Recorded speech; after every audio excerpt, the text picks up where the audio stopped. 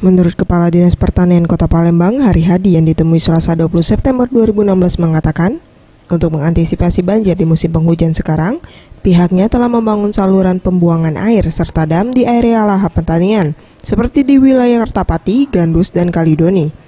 Saat ini Kota Palembang memiliki lahan pertanian seluas 6.500 hektar yang berada di Kertapati, Kalidoni, dan Gandus, dengan lebih mengandalkan sawah tada hujan, meski di beberapa tempat telah dibangun saluran air namun belum maksimal. Ya, tentu kita juga di tahun 2016 ini kan ada pembangunan saluran ya, long storage dan sebagainya, dam parit dan sebagainya.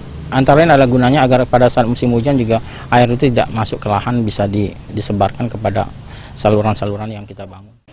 Untuk diketahui, hasil gabah kering giling tahun 2016 mengalami peningkatan sebanyak 6,4 ton per hektar, dibandingkan tahun 2015 sebanyak 4,5 ton per hektar. Mega Dwi Handayani, Anugerah Sandi Pratama, Sriwijaya TV.